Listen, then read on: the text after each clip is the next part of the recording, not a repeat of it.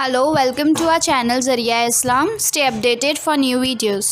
میرے آقا صلی اللہ علیہ وسلم کے دیوانوں گناہوں کے لیے عیاشیوں کے لیے گناہوں کے اڈوں کو آباد کرنے کے لیے الگ الگ مقامات پر الگ الگ انداز سے الگ الگ مواقع پر انسان گناہ کے لیے مواقع فراہم کرتا ہے۔ کوئی کہتا ہے فلاں موقع آ جائے تو یہ عشق کا دن منایا جائے، کوئی کہتا ہے فلاں موقع آ جائے تو پکنک پر جایا جائے، کوئی کہتا ہے فلاں موقع آ جائے تو نئے سال کی خوشیاں منائی جائے۔ میں تم سے پوچھنا چاہتا ہوں، اللہ اکبر، اگر نئے سال کی خوشی لوگ صرف اتنا مناتے کہ اس وقت اللہ کی بارگاہ میں دعا کرتے کہ میرے اللہ ہمارا ایک سال گزر چکا، اب ہم نے جو جرائم کیے ہیں تو اسے معاف فرما دے، ہم نے جو گناہ کیے ہیں تو اسے معاف فرما دے، اگر اتنا کرتے تو بہت تھا۔ لیکن اللہ اکبر، نیا سال، نئے سال کو استقبال دیتے ہوئے لوگوں نے باضابطہ طور پر گناہوں کے لیے مواقع تلاش کیے،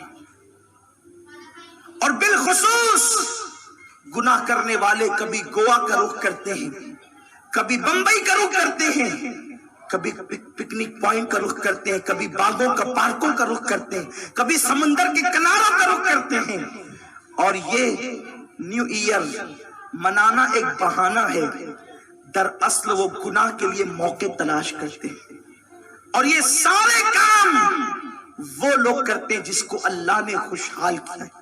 اکثریت کچھ چربی چڑھے ہوئے غریب بھی ہیں جن کے لیے بزرگوں نے کہا ہے کہ غریب کے پیٹ پہ 4 پاؤں ہوتے ہیں، ایسے لوگ بھی مالداروں کی برابری کے لیے گناہوں کے مواقع تلاش کرتے ہیں۔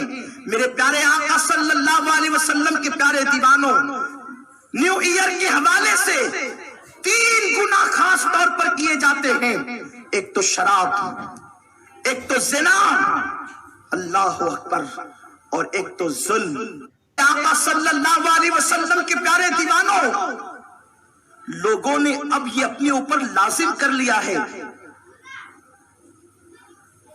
کہ 31 دسمبر کو ہمیں وہ نائٹ منانی ہی ہوگی، اور پوری دنیا کے اندر، بلکہ اللہ اکبر، دبئی جیسے شہروں کو ایسے سجایا جاتا ہے جیسے دلہن۔ نام نہاد اسلامی ممالک کہلانے والے بھی اس نحوست میں مبتلا ہیں۔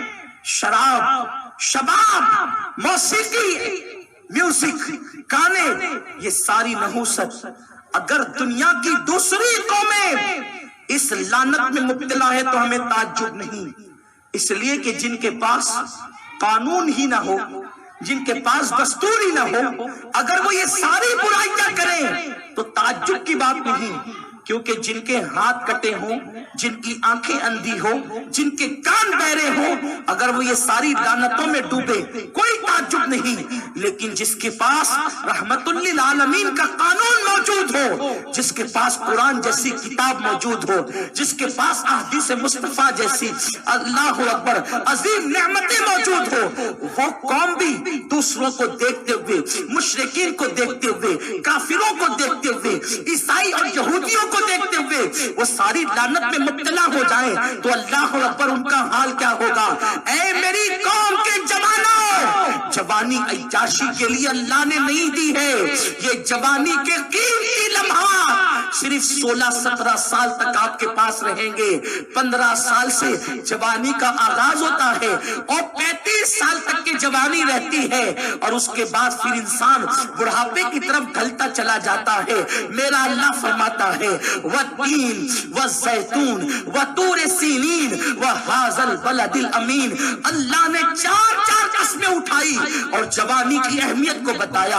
والتین، اللہ اکبر، جناب ابراہیم کے شہر کی قسم، اللہ اکبر، والتین، ابراہیم کے شہر کی قسم، والزیتون، عیسیٰ کے شہر کی قسم، وطور سینین، موسیٰ کے شہر کی قسم، وہذا البلد الامین، محبوب کے شہر کی قسم۔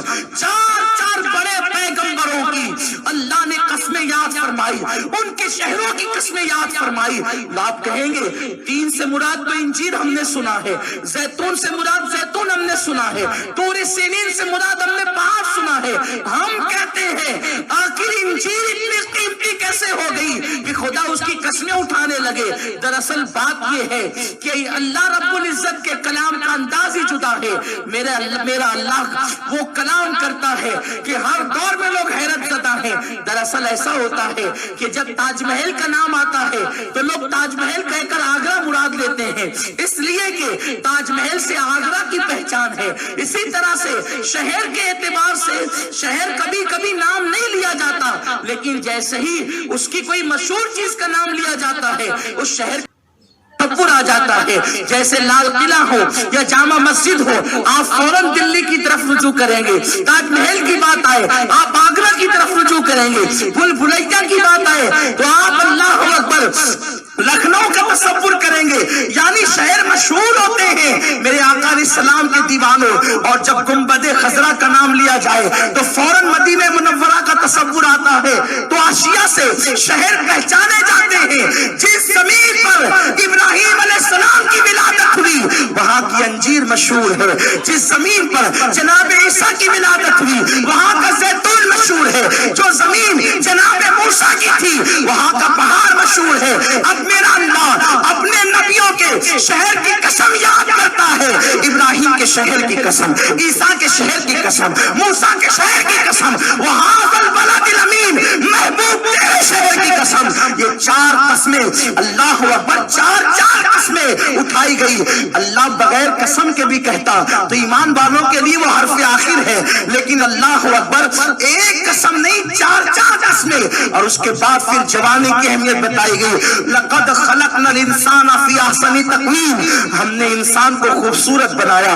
مفسرین فرماتے ہیں یہ خوبصورتی جوانی پر دلالت کرتی ہے۔ خوبصورت بنایا، جوانی کو شباب دیا، حسن دیا، لیکن جب جوانی کی قدر نہ کی گئی، جوانی میں عبادت نہ کی گئی، جوانی میں مولا کو منایا نہ گیا، جوانی میں خدا کے قانون پہ عمل نہ کیا گیا، تو میرا اللہ فرماتا ہے اللہ اکبر لقد خلقنا الانسان فی احسن تقویم ثم رددناہ اسفل سافلین۔ جب جوانی کی ناقدری کی گئی تو ہم نے بڑھاپے کی بیماریوں میں ڈھکیل دیا، بڑھاپے کے گڑھے میں ڈھکیل دیا۔ جو لوگ جوانی کو عیاشیوں میں ڈبا دیتے ہیں ان کا بڑھاپا بڑا دردناک ہوتا ہے، ان کا بڑھاپا بڑا کربناک ہوتا ہے۔ ان کو بڑھاپے میں قسم پرسی، ذلت، رسوائی بدترین ان کی زندگی ہوتی ہے۔ ان کی زندگی موت سے بدتر ہوتی ہے، کیونکہ ان کے بچے نے ان کو جوانی میں شراب پیتے دیکھا ہوگا، زنا کے اڈوں پہ جاتا دیکھا ہوگا، تاش کے پتے کھیلتے دیکھا ہوگا، بچوں کو سسکیاں لینے پہ مجبور کرتا دیکھا ہوگا، ماں باپ کی نافرمانی کرتے دیکھا ہوگا۔ جب جوان ہو کر وہ بچہ شراب پیتا ہے تو پورا باپ منع کرنے کو سوچتا بھی ہوگا تو منع نہیں کر پاتا، اس لیے کہ یہ ڈر ہوتا ہے کہیں میرا بیٹا پلٹ کر یہ نہ کہہ دے ابا جب تم جوان تھے تو کوئی تم نے کم پانی میں آگ نہ لگائی تھی، تم نے کم جو ہے وہ گناہ نہ کیے تھے۔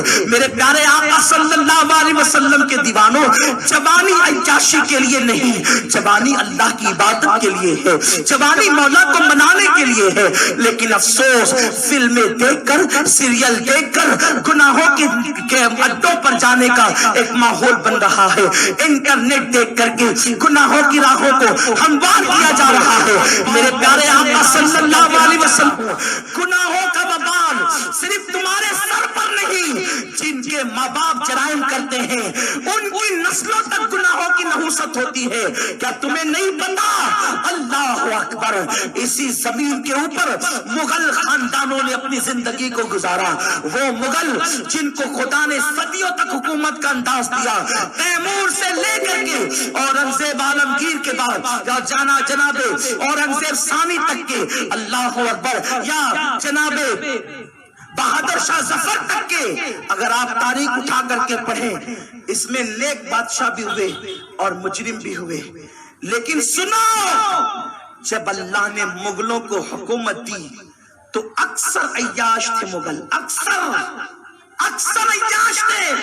ان کی عیاشیوں کا عالم یہ تھا، ایک مغل شہزادہ ایک لڑکی کو بغل میں لے کر کے بیٹھا تھا، اس داشتہ نے جس کے ساتھ اس کا نکاح بھی نہیں ہوا تھا، اس نے کہا تھا میری جان اے شہزادے، میں نے دنیا میں کسی کو مرتے ہوئے ابھی تک نہیں دیکھا ہے، کیا تم دکھا سکتے ہو کہ کوئی مرے؟ اس نے کہا جانے من، بس اتنی سی بات ہے کہ تم مجھ سے مطالبہ کر رہی ہو کہ میں کسی کو مرتے ہوئے دکھاؤں؟ اگر تم نے مرتے ہوئے کسی کو نہیں دیکھا تو لو دیکھ لو۔ ایک غریب راستے سے گزر رہا تھا، بندوق تانی اور گولیاں چلا دی، اور وہ تڑپنے لگا تو دونوں ہنس کر ایک دوسرے سے کہتے لو اس طرح لوگ مرتے ہیں۔ پھر میرے اللہ نے ان کو کیا مزہ چکھایا۔ ماں باپ کی کیوں بھی نیکیاں اولاد کے آگے آتی ہیں، ماں باپ کی نیکیوں کی برکت بھی اولاد کو ملتی ہے۔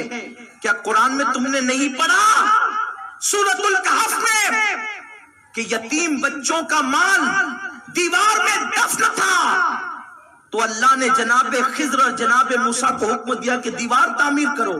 کیوں؟ ان یتیم بچوں کی نیکی کیا تھی؟ کوئی نیکی نہیں تھی ان کی، وہ نیکی کے قابل بھی نہیں تھے، لیکن 11ویں پشتوں میں اوپر ان کا جو دادا تھا وہ بڑا نیک اور متقی تھا، تو 11ویں پشتوں کے دادا کی نیکی کی برکت ان یتیموں کو 11 پشتوں کے بعد یوں ملی کہ اللہ نے ان کی دیوار کو تعمیر کرنے کے لیے، ان کے خزانے کو بچانے کے لیے 2 نبیوں کا انتخاب فرمایا۔ کیا نبی کا کام ہوتا ہے گارا اٹھانا؟ کیا نبی کا کام ہوتا ہے دیوار بنانا؟ لیکن خدا بتا رہا ہے کہ 11ویں پشت کا دادا نیکی کرے تو اس کی نیکی کی برکتیں 11ویں پشت کی اولاد تک کے پہنچتی ہے۔ اللہ اکبر! ماں باپ نیکی کی برکت اولاد کو نسلوں کو ملتی ہے، لیکن ماں باپ عیاشی کریں ان گناہوں کی نحوست بھی اولاد کو ملتی ہے۔ لوگ جب پریشان ہوتے ہیں، لوگ جب مصیبت زدہ ہوتے ہیں، کہتے ہیں پتہ نہیں مجھ سے کیا غلطی ہوئی یہ مصیبت آ رہی ہے۔ کبھی تیری غلطیاں اور تیری نہیں تو تیرے باپ دادا کی غلطیاں تیرے لیے مصیبت کا ذریعہ ہوتی ہے۔ آج لوگ اتنی محنت کر رہے ہیں، آج لوگ اتنی مشقت کر رہے ہیں، نہ رات دیکھتے ہیں نہ دن دیکھتے ہیں، نہ صبح دیکھتے ہیں نہ شام دیکھتے ہیں، نہ سردی دیکھتے ہیں نہ گرمی دیکھتے ہیں، نہ بارش دیکھتے ہیں، موسم کی پرواہ کیے بغیر، جان کی پرواہ کیے بغیر ہر آدمی مال کما رہا ہے۔ میرے بچوں کا مستقبل سمجھ جائے، سن لو، بچوں کا مستقبل صرف مال سے نہیں سورے گا۔ اپنے آپ کو پاک دامن بناؤ۔ اگر تم نے مال کما لیا اور عیاشی کرتے رہے تو مال کے بعد بھی تمہاری نسلیں سسکتی رہے گی، اور اگر تم پاک دامن رہے انشاءاللہ مال رہے یا نہ رہے تمہاری اولاد سکون کی زندگی گزارے گی، اطمینان کی زندگی گزارے گی۔ عرض یہ کر رہا تھا تیمور سے لے کر بہادر شاہ ظفر تک کے ایک سلسلہ ہے بادشاہوں کا، اکثر مجرم تھے، اکثر عیاش تھے، اس طریقے کے کام انہوں نے کیے۔ بلکہ کسی کا حال تو یہ تھا 500 لڑکیاں ایک ایک کے حجرے میں پڑی رہتی تھی۔ حالات یہ تھے کہ کسی نے کہا کہ سورج خدا ہے، مغل کلمہ پڑھ کر دولت کی بنیاد پر کسی نے کہا کہ اذان میں میرا نام آتا ہے میں اللہ کا خلیفہ ہوں، تو ماں باپ کا کیا اولاد کے آگے آتا ہے۔ پھر بہادر شاہ ظفر پر وہ وقت آیا کہ بہادر شاہ نیک تھا، لیکن اس کے باوجود قدرت نے اس کے باپ داداؤں کے کرتوت کا نتیجہ اس کو یہ دکھایا کہ بہادر شاہ کی حکومت کو جب زوال آیا تو بہادر شاہ کو انگریزوں نے جیل میں ڈالا۔ دوسری صبح کو بہادر شاہ ظفر نے کہا مجھے صبح کے وقت ناشتے کی عادت ہے، تو اس وقت تو انگریزوں نے کہا ٹھیک ہے ابھی ناشتہ آتا ہے۔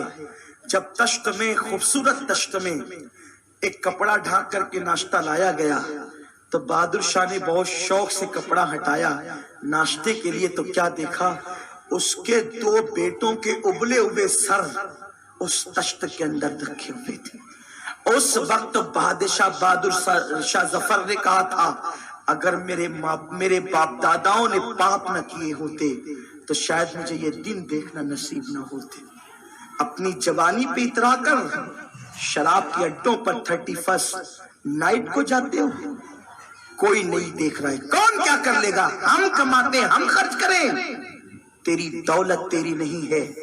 اگر تو مسلمان ہے تو میرا اللہ فرماتا ہے ان اللہ اشترى من المؤمنین انفسهم واموالهم بان لهم الجنہ، اللہ نے مومنین کی جان اور مالوں کو جنت کے بدلے خرید لیا ہے. یہ مال اپنا نہیں ہے، یہ اللہ کی امانت ہے. یہ جان اپنی نہیں ہے، یہ اللہ کی امانت ہے. راتوں کو رنگ